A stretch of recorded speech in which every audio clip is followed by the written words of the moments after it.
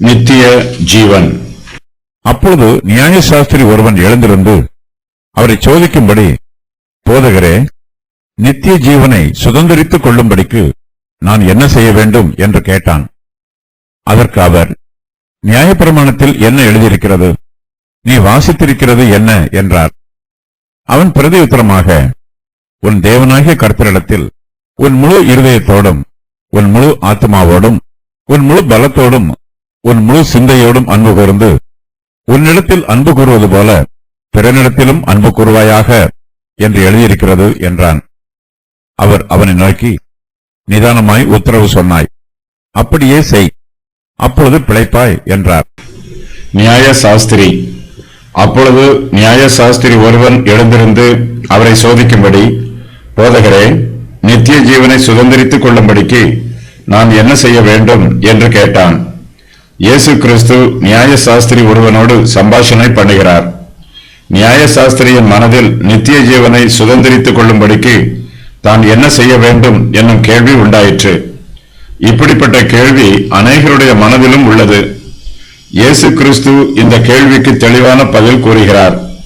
நம்மில் அநேகர் நித்திய ஜீவனை சுதந்திரித்துக் கொள்வதற்காக இந்த பூமியில் நாம் என்னென்ன நற்காரியங்களை செய்ய வேண்டும் என்பதை தெரிந்து கொள்ள விரும்புகிறோம்.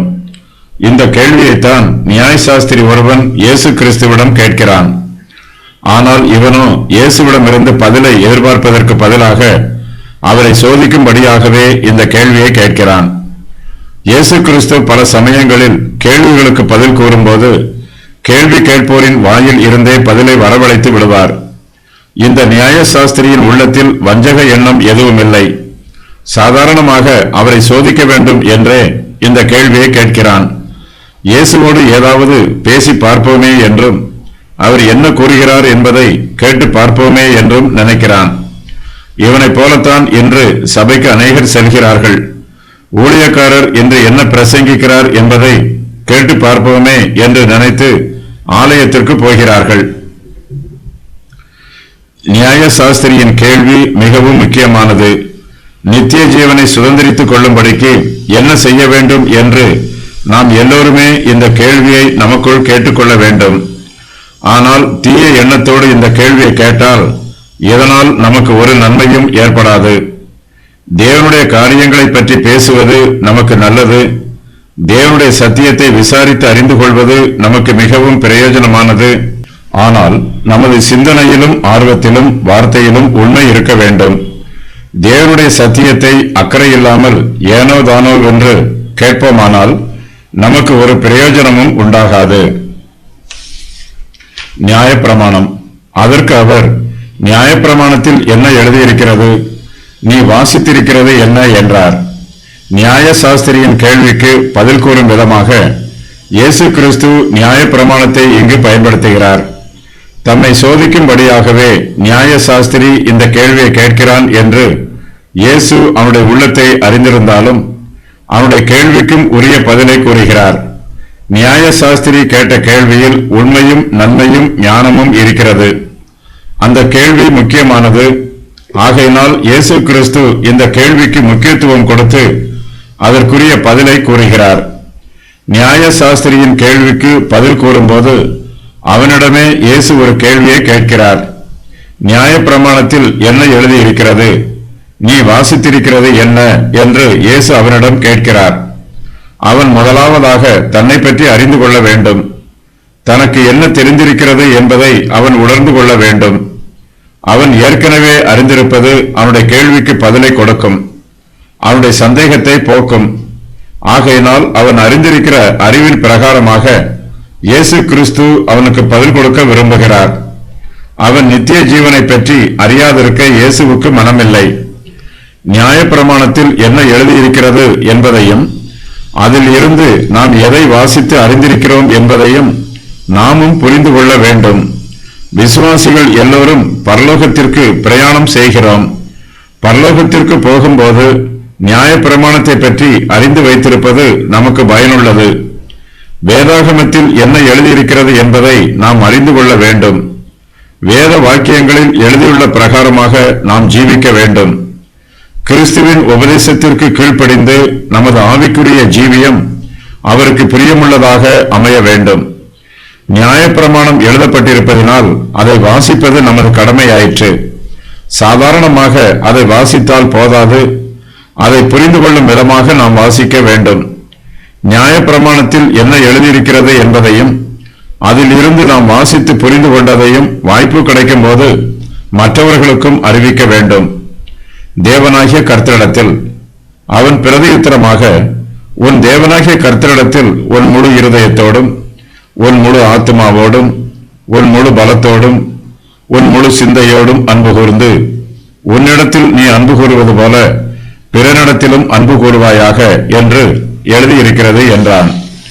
நியாயசாஸ்திரி நியாயப்பிரமாணத்தை நன்றாகவே வாசித்து புரிந்திருக்கிறான். வேதபாரகரைப் போல முன்னோரின் பாரம்பரியத்திற்கு இவன் முக்கியத்துவம் கொடுக்கவில்லை.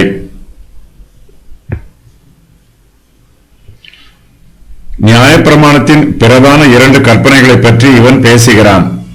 இவ்விரண்டு கற்பனைகளிலும் நியாயப்பிரமாணம் முழுவதும் அடங்கி இருக்கிறது. நம்முடைய தேவனாகிய கர்த்தரிடத்தில் நம் முழு இருதயத்தோடு நாம் அன்பு கூற வேண்டும். அவர் பரிபூரணர் என்றும் உயர்ந்தவர் என்றும் பரிசுத்தர் என்றும் நமது இருதயத்தில் ஏற்றுக்கொண்டு அவரை துதிக்க வேண்டும்.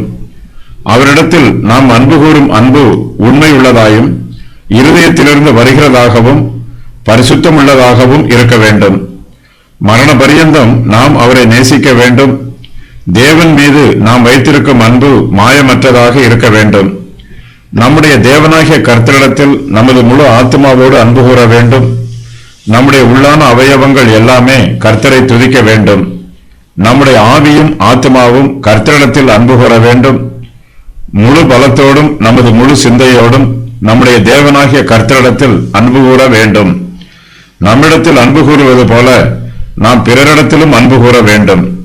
பல சமயங்களில் தேவனிடத்தில் அன்பு கூறுவதை விட நாம் நம்மிடத்தில் அதிகமாக அன்பு கூறுகிறோம்.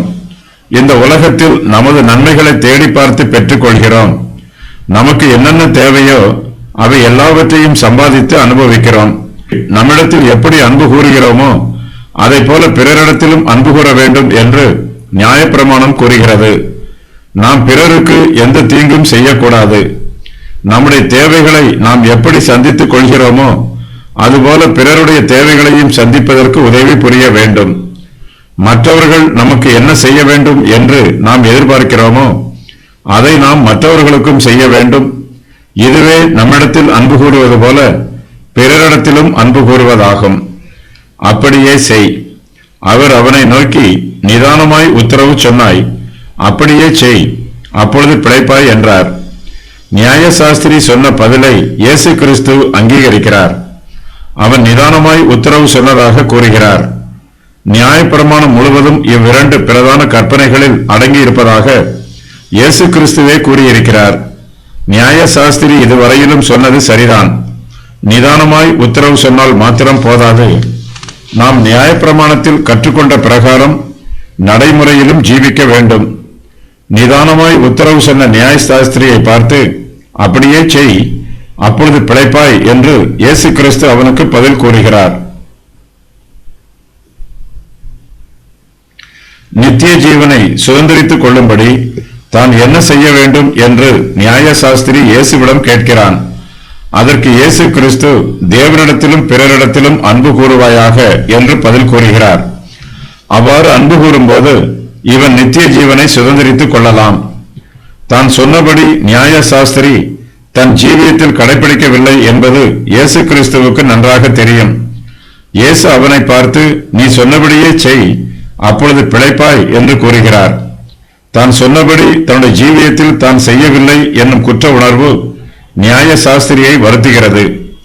ஆயினும் தன்னுடைய குற்றத்தை அவன் அங்கீகரிக்க விரும்பவில்லை. தன்னை நீதிமானாக காண்பிக்க விரும்புகிறான்.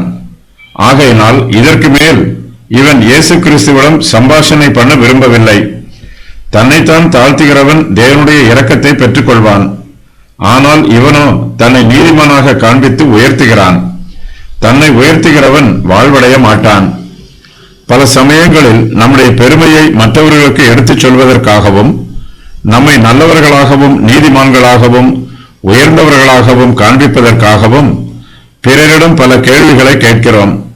நம்மிடத்தில் உள்ள குற்றம் குறைகளை தாழ்மையோடு அலசி பார்த்து கண்டுபிடிப்பதற்கு பதிலாக நம்மிடத்தில் உள்ள நன்மையை பெருமையோடு வெளிப்படுத்தவே முயற்சி பண்ணுகிறோம். இந்த நியாய சாஸ்திரியும் சாதாரண மனுஷனைப் போலவே இருக்கிறான்.